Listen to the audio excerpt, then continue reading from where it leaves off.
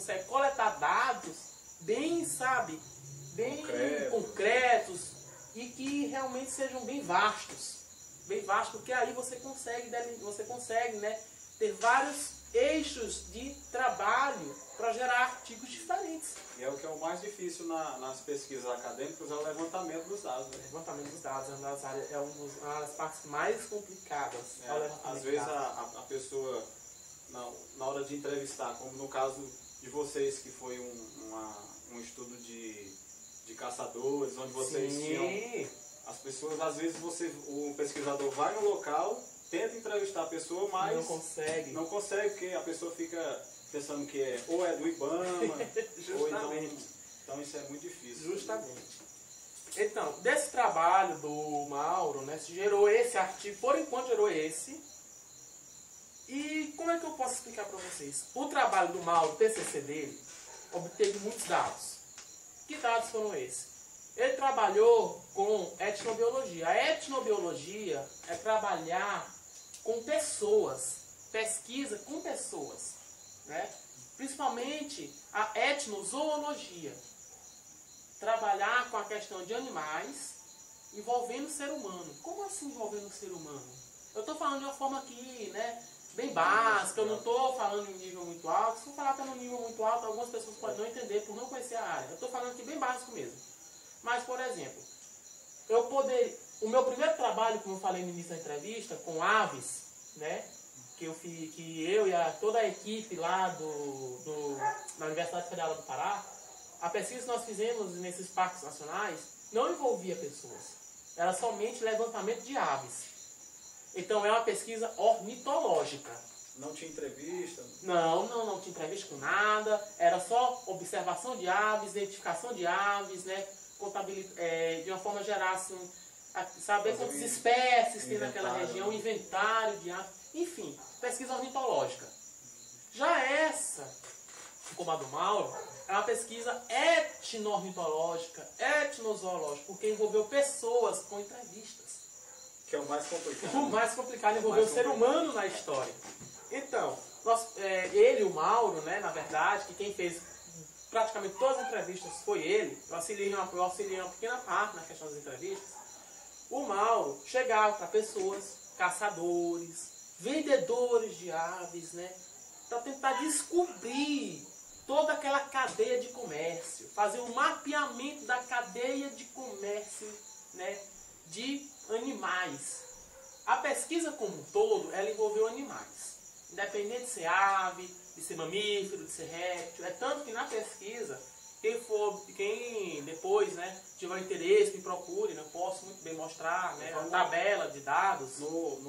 Na descrição do vídeo nós vamos colocar o artigo, a revista do qual eles publicaram. E assim, esse TCC desse aluno, do Mauro, a pesquisa que ele fez, ele obteve muitos dados de diversos animais.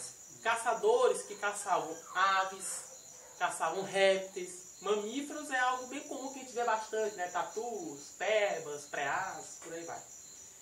E ele obteve esses dados. Essa pesquisa foi delimitada na região de Floriano, né? Área urbana, área periurbana, tá? E também na localidade da Manga, interestadual da Manga, tanto a Piauí quanto a Maranhão, né? A Manga é dividida em duas partes. E, enfim, com as entrevistas com os caçadores, eles citavam diversos animais que eles caçavam, diversos. E o mais interessante, que foi o foco, né, desse artigo, foi a questão das aves. As aves tiveram uma representação muito grande. Praticamente, né, eu não vou aqui citar bem a porcentagem, que me fugiu agora a memória, mas a maioria dos caçadores sempre citavam aves na pesquisa. Ah, eu caço passarinho tal, passarinho tal, passarinho tal, também caço tatu. Ah, mas eu caço passarinho tal, sabe? Pássaros. Você está no topo, né? Aves, na verdade, não é nem pássaros, né? Aves, como um todo, tiveram uma boa representatividade. Muito grande. E também um dos objetivos da pesquisa era identificar por que eles caçavam. Era para subsistência, para consumo próprio, era para venda, comércio, que aí já se torna um comércio ilegal, né? Ninguém pode capturar uma ave e sair vendendo, é crime federal. E também saber se era só para criação doméstica. Ah, eu peguei aquele passarinho bonitinho, vou criar uma gaiola. Que também é um crime, né? Só que é uma questão cultural. Questão cultural, você citou o que é mais importante e o que é que foi mais delimitado nessa pesquisa? A questão cultural. Aqui, principalmente na região de Floriano, é a questão cultural, pessoas criarem passarinhos em gaiolas. E foi o foco da nossa pesquisa. Pássaros em gaiolas. Inclusive o início do título é cantando, né? Cantando em gaiolas, né? Tudo mais. Então, depois da pesquisa, nós tiramos uma parte do TCC desse menino, tiramos a parte mais representativa, que foi a de aves. Aí das aves, o que é que a gente vai fazer? Vamos fazer um artigo só mostrando todas ou vamos aí dividir essa parte? Então nós resolvemos dividir. Porque aves é uma classe, né, de animais muito vasta. E as aves, né, elas possuem diversas ordens. E nesse artigo em especial, que foi publicado na Tropical Conservation, ele cita somente passeriformes. O que são passeriformes? Passarinhos. Né? Passeriformes é uma ordem da classe aves que engloba somente passarinhos. Passarinhos pequenos, passarinhos canoros, né? Por exemplo, vamos citar aqui sabiá, bem-te-vi, rolinhas e por aí vai. Passarinhos, que tem aquela velha história. Todo mundo acha que toda ave é passarinho. Isso não é. A ave é uma classe. A classe. Passarinhos é uma ordem, passeriformes. Mas dentro de aves existem outras ordens. Por exemplo, os piscidaciformes. Eita, o que é piscidaciforme? Papagaios, araras, aratingas, jandaias, tiribas, periquitos. Eles não são passarinhos. Eles são piscitacídeos. Sabe? Seria uma subclasse? É uma ordem. Uma ordem. Que a gente aprende, né, no início da biologia, aquelas divisões. Reino, filo, classe, ordem, família, gênero e espécie. Né? Reino Animalia, filo Chordata. Né? São os cordados. E aí vem as classes. Mamália, mamíferos, reptília, répteis, né? Aves, insecta, insetos. E dentro da classe aves tem outras divisões, são as ordens. Aí vem ordem passeriformes, são os passarinhos. Piscidaciformes, são os papagaios, aratingas, araras, por aí vai. E foi isso que a gente fez, nós dividimos. Esse primeiro artigo versa somente o quê? Os passeriformes. As aves que são, os passarinhos que são utilizados, né, para diversos fins. Fins domésticos, de caça, de venda, né? Medicinal não foi muito foco. Teve outros trabalhos em relação a isso. Mas nós focamos somente em passeriformes. Sobre os piscidaciformes, que também foram citados muitos, né? Porque a gente mesmo vê aqui no Piauí, né? Nem precisa de pesquisa, a gente consegue ver no dia a dia, muitas pessoas criam papagaios em casa, aratingas, né? Periquitos. Mais de um até. Muito mais de um às vezes. Então, sobre isso, na pesquisa do aluno, foram citados muitos papagaios de diversos tipos, até papagaios que estão ameaçados de extinção. E sobre isso estamos preparando outro artigo.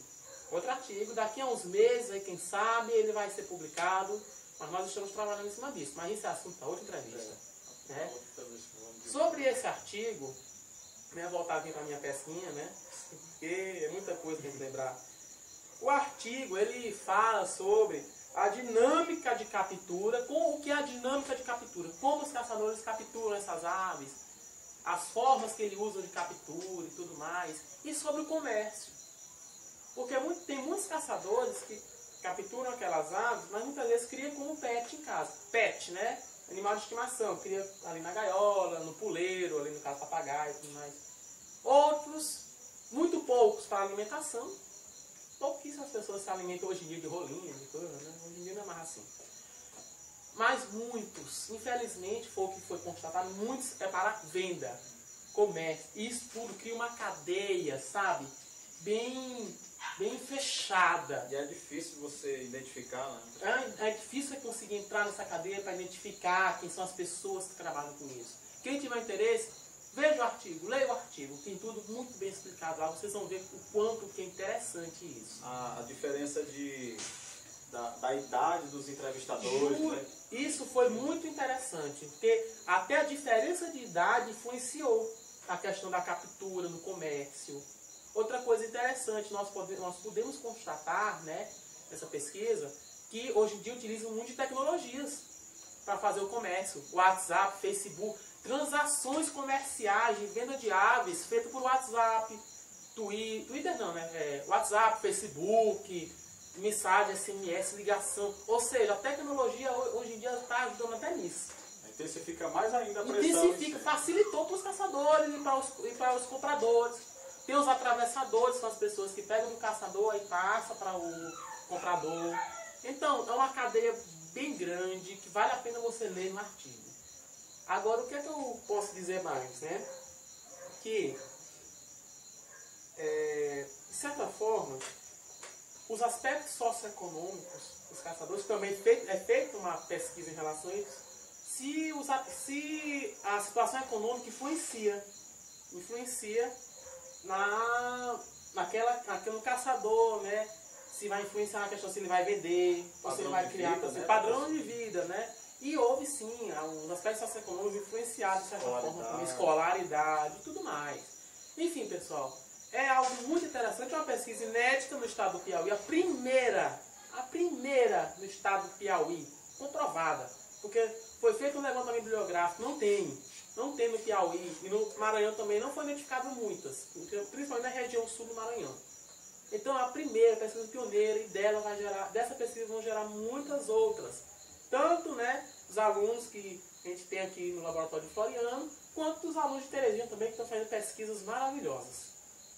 É legal demais essa pesquisa, que às vezes a gente está num local, né, como Floriano, que é a nossa cidade, que nós somos aqui. Nós somos florianenses. E muitos estudantes ficam preocupados em fazer pesquisas em outros locais, como, por exemplo, eu sou estudante da UFP e quero fazer uma pesquisa lá no Amazonas, porque eu já tenho aquela noção de que a biodiversidade lá é maior. Então, esse ponto que eu estou parabenizando os meninos, e o Breno aqui, deles fazerem levantamentos locais, ou seja, fazer publicação da nossa terra, né? Nossa terra. E até um princípio ecológico, né? Você tem que fazer a diferença no local para afetar o global, né? Justamente. Então, legal demais.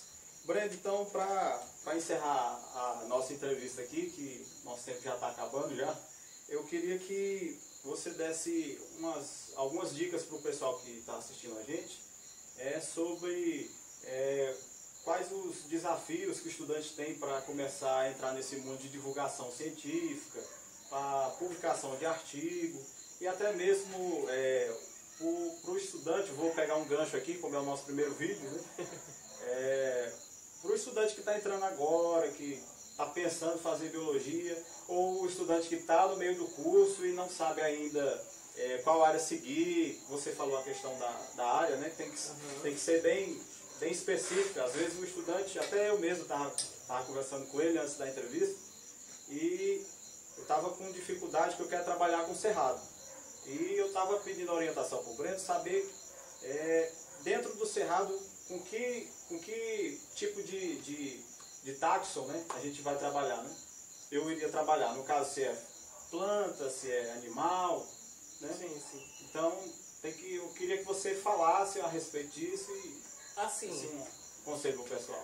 Primeiramente, a dica que eu dou, a dica para qualquer pessoa que eu dou, trabalhe com o que você gosta. Se você gosta de planta, procure trabalhar com alguma coisa relacionada à planta. Se você gosta de animal, que tipo de animal você mais gosta? Eu, no meu caso, passarinho. Estou trabalhando com etno-ornitologia.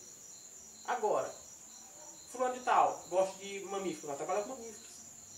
Mas eu gosto da área de laboratório. Vai seguir a área, por exemplo, bioquímica, biofísica, biologia molecular, tudo mais que trabalha com laboratório. Primeiro, defina qual é a área que você mais gosta. Definido isso, comece a procurar literaturas, livros que versem sobre aquela área que você gosta. Aí você já começa a ler, tem a noção do que realmente é. Depois disso, procure um orientador na área, que é muito importante. É o caso de vocês. Né? É muito importante você procurar um orientador na área que você quer trabalhar, porque você ter um bom relacionamento com o orientador e um orientador que realmente também saiba, seja da área, rapaz, é um casamento perfeito para publicações. Boas publicações, sabe? Bons frutos. E, enfim, se esforçar, porque hoje em dia, né, nada vem de graça, tem que ter esforço, tem que ter estudo. Até também para as próprias disciplinas que vocês não fazem no decorrer do curso, eu digo isso porque passei por isso. As próprias disciplinas tem que ter esforço, dedicação, tirar boas notas. E a partir disso também estudar muito sobre a área que você gosta.